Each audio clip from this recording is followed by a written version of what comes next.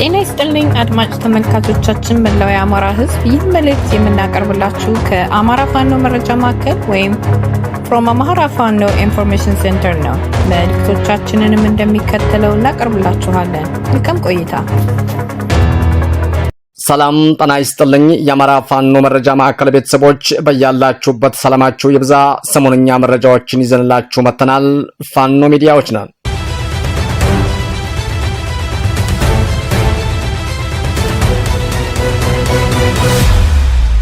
ከአማራ ፋኖ መረጃ ማዕከል የዕለቱን አንኳር የዜና ርዕሶችን በማስቀደም የዕለቱን ዜና እናሰማለን። ዕለተ ቅዳሜ ሰኔ 13 2018 ዓ.ም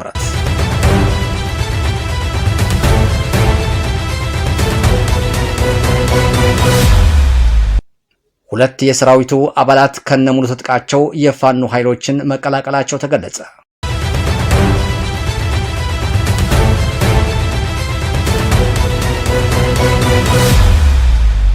በእነማይ ወረዳ በደረሰ የደፈጣ ጥቃት በሰውና በንብረት ላይ ጉዳት መድረሱ ተገለጸ።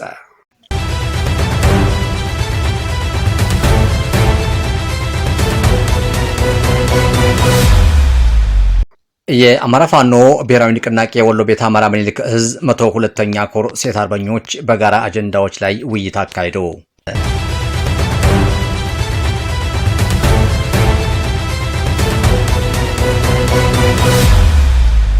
በሰሜን ወሎ ዞን መቄት ወረዳ በነበረ ውጊያ በመንግስት ጦር ላይ ሰብአዊና ቁሳዊ ኪሳራ መድረሱን የአማራ ፋኖ ብሔራዊ ንቅናቄ 303ኛ ኮር አስታወቀ።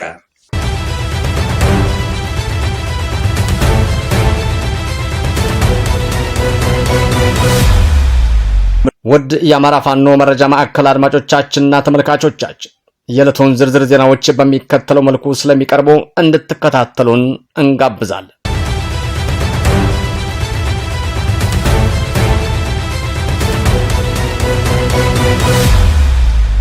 ሁለት የሰራዊቱ አባላት ከነሙሉ ትጥቃቸው የፋኖ ኃይሎችን መቀላቀላቸው ተገለጸ።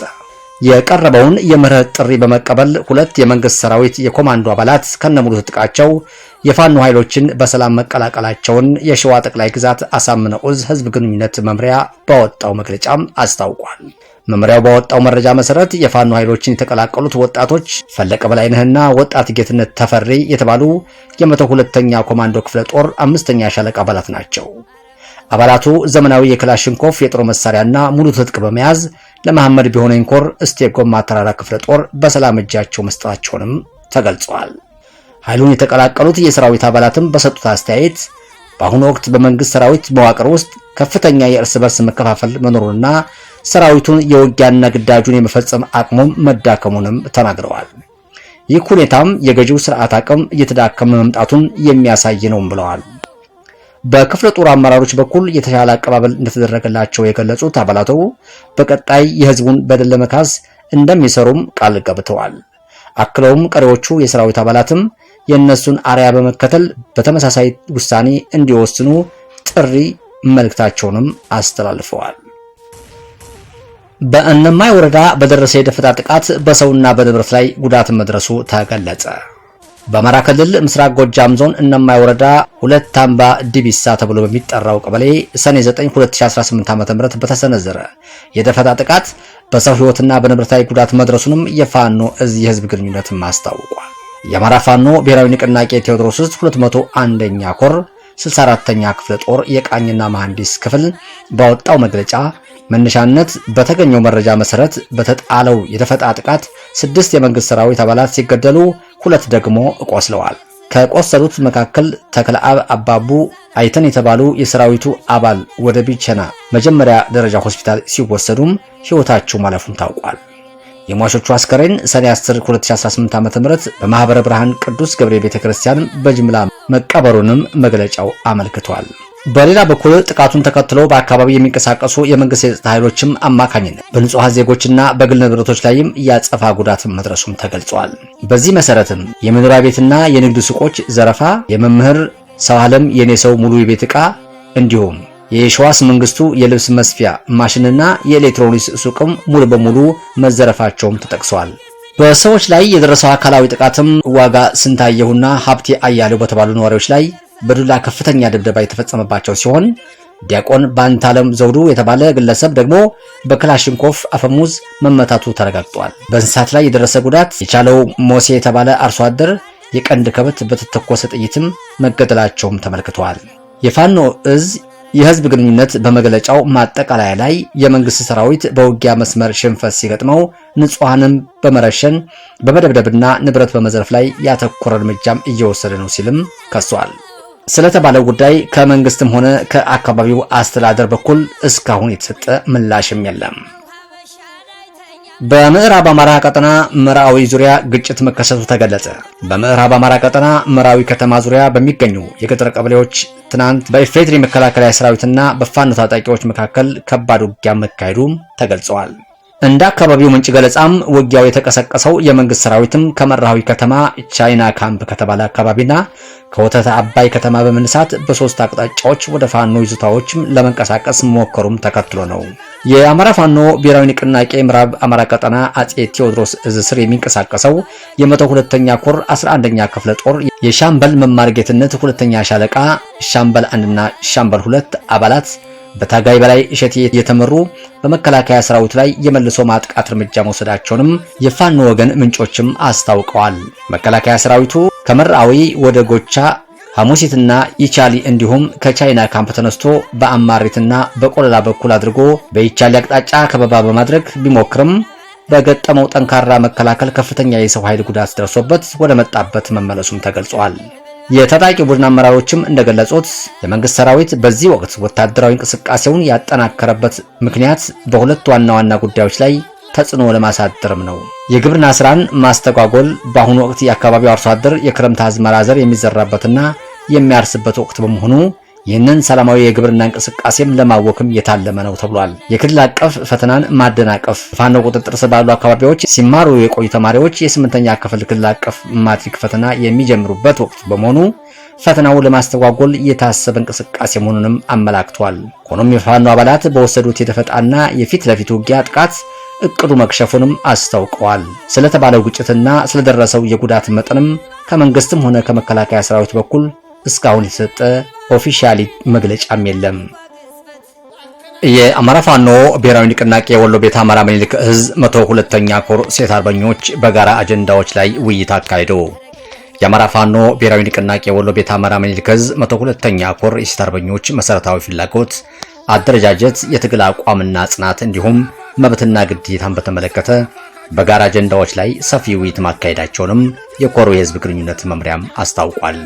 በዕለቱ በተካሄደው በዚህ የውይይት መድረክ ላይ የምኒልክ እዝ ሴቶች ጉዳይ መምሪያ ኃላፊ ፋኒት ዚነት አደምና የ102ኛ ኮር የሴቶች ጉዳይ መምሪያ ኃላፊ ፋኒት እርጎ ማርጌ ተገኝተዋል።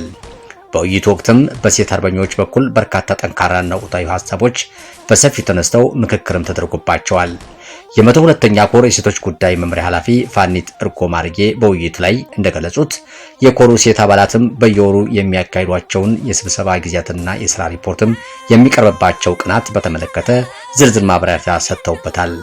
ይህንንም አደረጃጀቱን ይበልጥ ስርዓታማና ውጤታማ ለማድረግም እንደሚያግዝም ተመላክቷል።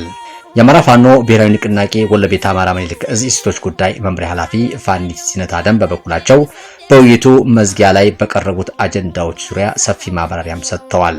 ኃላፊዋ በተለይም ስለ ወደፊቱ የትግል አቅጣጫና ስለ አማራ ሕዝብ ዕጣ ፈንታ ምንነት ላይ ያተኮረ ማብራሪያ ለአባላቱ ማቅረባቸው የ102ኛ ኮር ሕዝብ ግንኙነት መምሪያ ያደረሰን መረጃም ያመለክታል።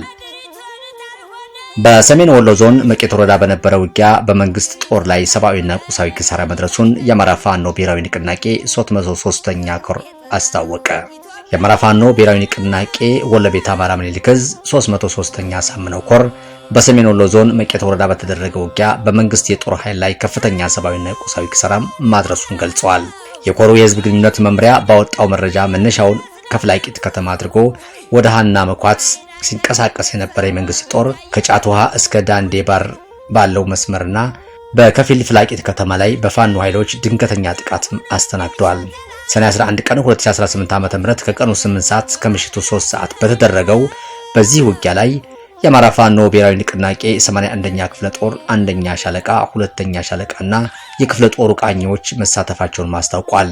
በተደረገው የተጠናከረ ግጭትም 14 የመንግስት የጦር አባላት ሲገደሉ ከ16 በላይ የሚሆኑ ደግሞ ቆስለው ወደ መነሻቸው ፍላቂት ከተማ ማፈግፈጋቸውንም መግለጫው አመላክቷል። የመንግስት ጦር በደረሰበት ኪሳራ በመበሳጨት በመድፍ በሰነዘረው ጥቃት በንጹሃን ዜጎች ላይ ጉዳት ማድረሱን የእዙ መረጃም ያመላክታል።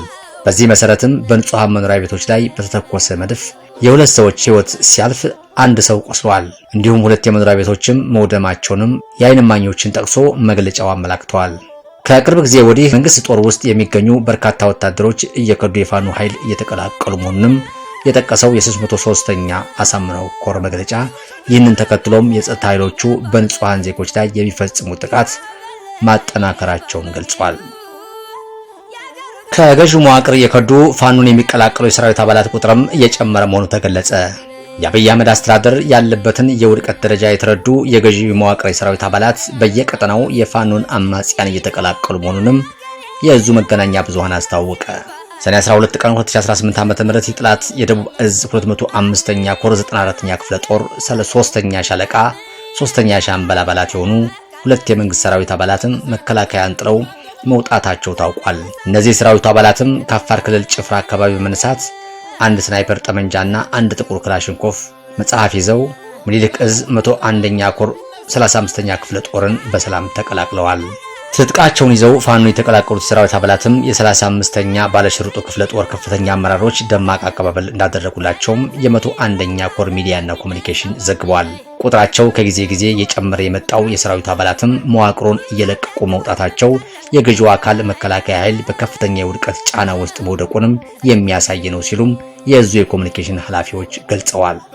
ሰሞነኛ መረጃዎቻችን እነዚህ ነበሩ። የአማራ የህልውና ተጋድሎ ተጠናክሮ ይቀጥላል። ቸርን ሰንብት። በድጋሚ የአማራ ፋኖ መረጃ ማዕከል ቤተሰቦች በቀረበላችሁ መረጃዎች ላይ ሀሳብ አስተያየት እንድትሰጡ በትህትና እንጠይቃለን። ሰናይ ጊዜ እንዲሆንላችሁ እንመኛለን። በተጨማሪ ላይክ፣ ሼር፣ ኮሜንት፣ ሰብስክራይብ እንድታደርጉልን በትህትና እንጠይቃለን። አመሰግናለሁ።